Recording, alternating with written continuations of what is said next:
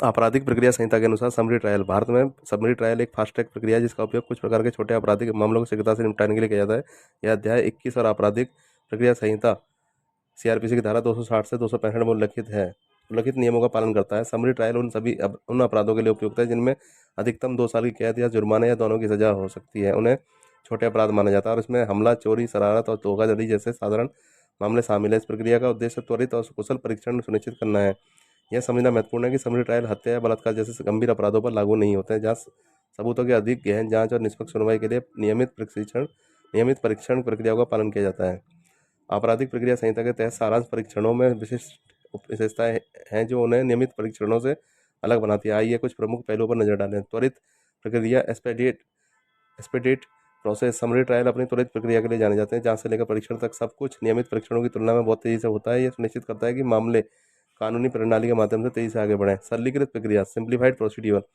Summary trial की प्रक्रिया सरल है। अदालत के पास व्यापक साक्ष्य दर्ज करने जैसी कुछ औपचारिकता को छोड़ने की छूट है और निर्णय लेने के लिए साक्ष्य के सारांश का उपयोग कर सकती है। साक्ष्य के नियम भी अधिक शिथिल हैं जिससे प्रक्रिया कम औपचारिक और अधिक कुशल हो गई।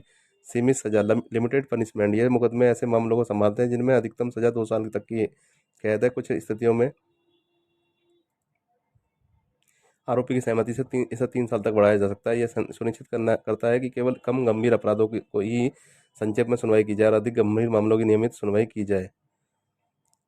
चौथा, अपील का सीमित अधिकार। सारांश परीक्षणों में अपील का अधिकार नियमित परीक्षणों की तुलना में प्रतिबंधित है। एक आरोपी व्यक्ति केवल कानून के बिंदुओं पर उच्च न्यायालय में अपील कर सकता है तथा तथ्य के प्रश्नों या कानून और तथ्य के मिश्रित प्रश्नों पर नहीं। इससे अपील प्रक्रिया में तेजी आती है और मामले के समाधान में देरी कम होती है। सारांश निपटान, समरी डिस्पोजल ऑफ केसेस। एक अनूठी विशेषता संक्षिप्त निपटान का प्रावधान है। यदि अभियुक्त अपना दोष स्वीकार करता है और अदालत संतुष्ट है तो मामले को पूर्ण सुनवाई के बिना संक्षेप में हल किया जा सकता है। इससे प्रक्रिया में तेजी आती है और मामलों के त्वरित समाधान में मदद मिलती है। समरी ट्रायल की प्रक्रिया समरी ट्रायल की प्रक्रिया आपराधिक प्रक्रिया संहिता की धारा 262 के तहत सारांश परीक्षणों के लिए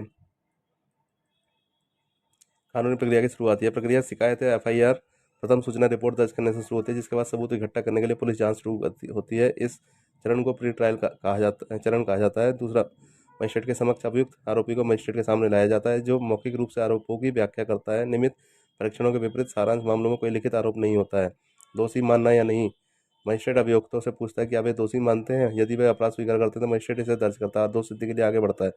परीक्षण प्रक्रिया, यदि आरोपी खुद को दोषी न मानने की दलील देता है तो मुकदमा शुरू हो जाता है और अभियोजन और बचाव दोनों अपने मामले पेश करते हैं। इसके बाद न्यायाधीश बरी करने और दोष सिद्धि पर फैसला करता है। पाँचवा, सारांश मामलों में यदि न्यायाधीश आरोपी को दोषी ठहराता है तो कारावास की अधिकतम सजा 3 महीने तक सीमित है।